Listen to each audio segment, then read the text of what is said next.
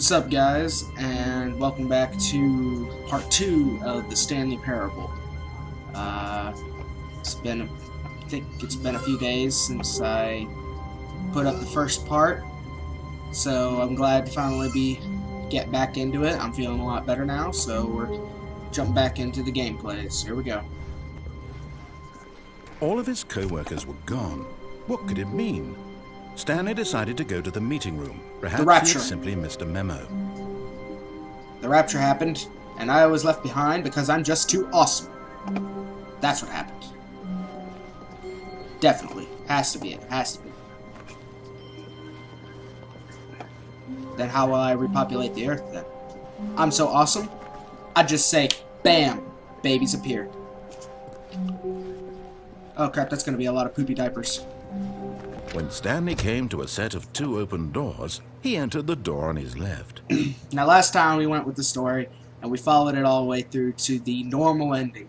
But this time, we're going to do the exact everything opposite of what he says. Or just whatever generally that comes by, because I haven't played all versions of this game yet, so we're going to take every opportunity we have to just piss off the narrator. This was not the correct way to the meeting room, and Stanley knew it perfectly well.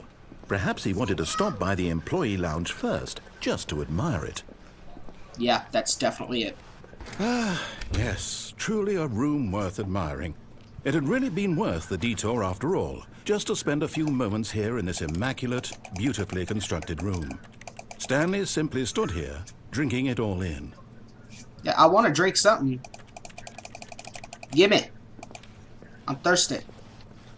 Stanley thirsty. Give me a drink. Yes, really worth it being here in the room. A room so utterly captivating that even though all your co-workers have mysteriously vanished, here you sit looking at these chairs and some paintings. Really worth it. How do you know I'm staring at the chairs and paintings? How do you know I'm not staring at this coffee machine, huh? Stare at the coffee machine. At this point, Stanley's obsession with this room bordered on creepy and reflected poorly on his overall personality. It's possible that this is why everyone left.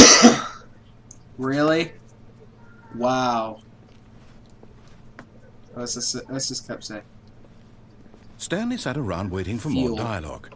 But when a long time had passed and there was no more, he decided that the game was trying to send him a message.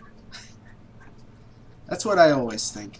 But at last, he'd had enough of the amazing room and took the first open door on his left to get back to business.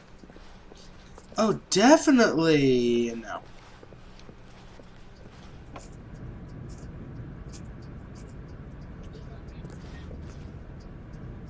Do not lie. If you are lying right now, stop. Okay, I'm definitely not wearing a white hoodie. I'm definitely not sitting in a Stanley was so bad at following directions, it's incredible he wasn't fired years ago. Do not jump from the cargo lift while it is in motion. Will cause death. No, really? I'd imagine that you'd just kind of bounce off the ground and just come back up. Penalty for misuse of cargo lift, $1,000. Penalty for jumping. Okay, I want to address something. Just because it's if you jump from it, you're gonna die. So either like, okay, all right. Look, Stanley, I think perhaps we've gotten off on the wrong foot here. Maybe we have. I'm not your enemy, really, I'm not. I realize that investing your trust in someone else can be difficult, but the fact is that the story has been about nothing but you all this time. There's someone you've been neglecting, Stanley. Someone you've forgotten about. Please, stop trying to make every decision by yourself. Now, I'm not asking for me, I'm asking for her. Who's her? This is it, Stanley. Your chance to redeem yourself. To put your work aside. To let her back into your life. She's been waiting. Who is she? I'm honestly very much lost right now. And into the perilous darkness. Oh, wow. That's her, Stanley. You need to be the one to do this. To reach out to her. If you can truly place your faith in another, Then pick up the phone. Do I have any other option?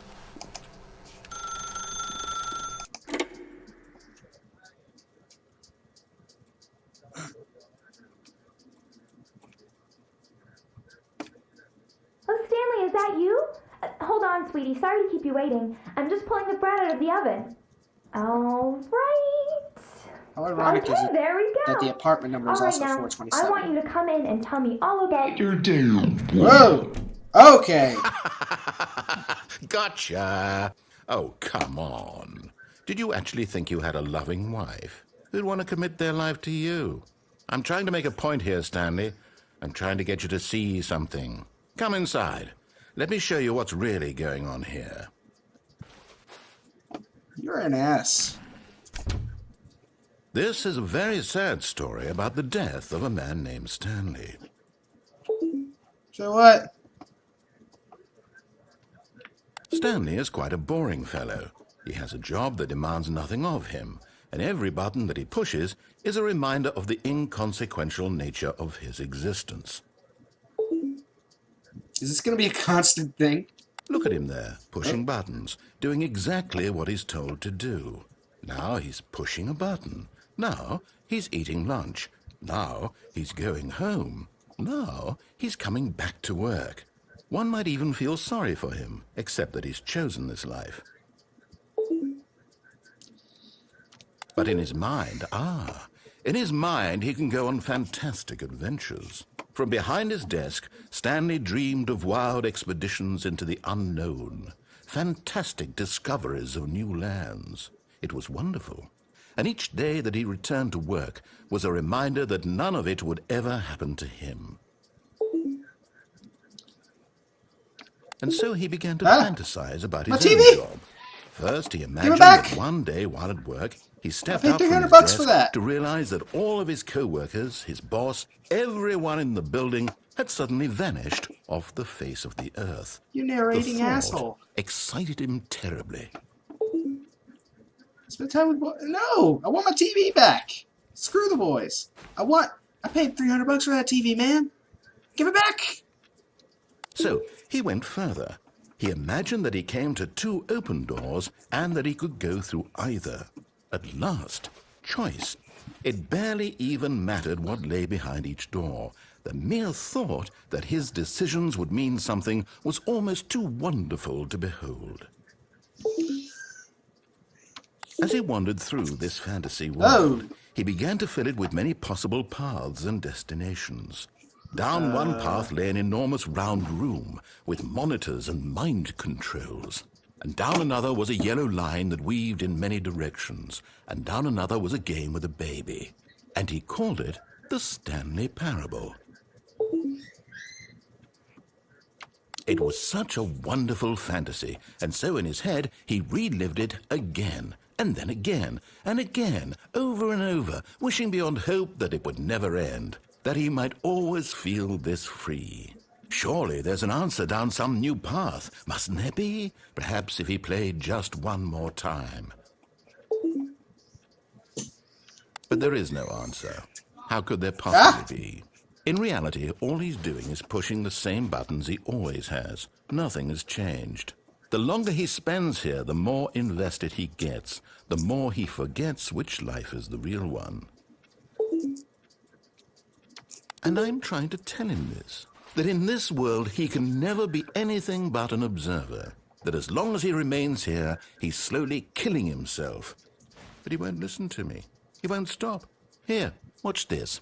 Stanley, the next time the screen asks you to push a button, do not do it.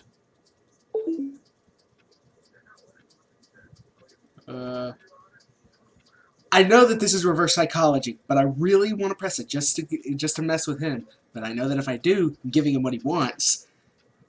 It's tearing my brain apart. I want to push it, but I don't. I want to push it, but I know it's reverse psychology. He wants me to press it, but he's telling me not to, so I'm not going to press it. But then again, what if he does want me to press? What if he doesn't really want me to press it, in which case I'm doing what he wants me to do.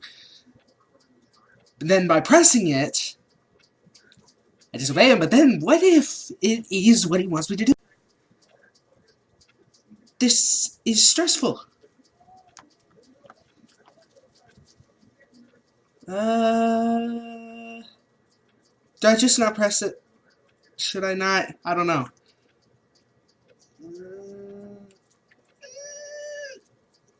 What if I press another letter? Like B or N or M? Please press U to be at work in the morning. It looks like I don't have a choice. I have to. You see? Can he just not hear me? How can I tell him in a way that he'll understand that every second he remains here, he's electing to kill himself? How can I get him to see what I see? How can I make him look at himself?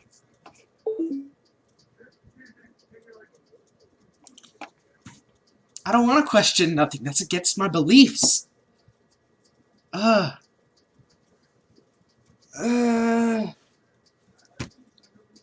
I open the door? Nope. Can I tap on the computer? Answer the phone? Maybe call Jeremy? Hey, Jeremy. Let's go to the pub. Get a few drinks. Alright, fine. I suppose I can't. Not in the way I want him to. But I don't make the rules. I simply play to my intended purpose, the same as Stanley. We're not so different, I suppose. I'll try once more to convey all this to him. I'm compelled to. I must. Perhaps, well, maybe this time he'll see. Maybe this time. And I tried again. Whoa. And Stanley pushed a button. And I tried again. And Stanley pushed a button. And I tried. What?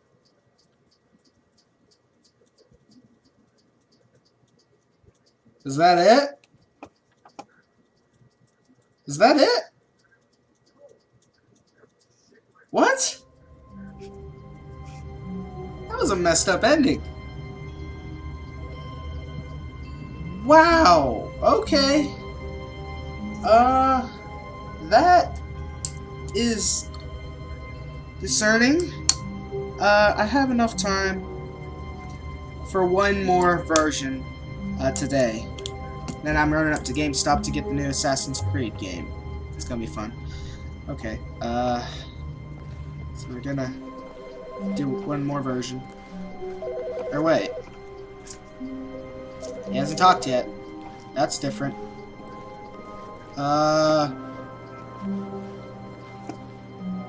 He isn't talking.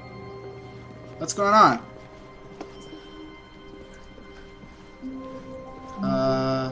When Stanley came to a set of 2 open doors, he entered the door on his left.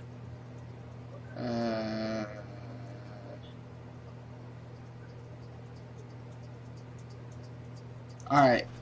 I got an idea. This was not the correct way to the meeting room, and Stanley knew it perfectly well. Perhaps he wanted to stop by the employee lounge first, just to admire it. Yep, that's exactly what I want to do. Wow. Yes. This room. So amazing! What a beautiful room. Look at the paintings! What a gorgeous, the chairs! gorgeous room. Thank goodness Stanley has taken this detour on his way to the meeting room. It's lunchtime. Life without having experienced this room was now too horrible even to consider. Coffee nut. But eager to get back to business, Stanley took the first open door on his left. Alright, and we will go this way this time. And so he detoured through the maintenance section, walked straight ahead to the opposite door, and got back on track. Boom! Take me down, elevator.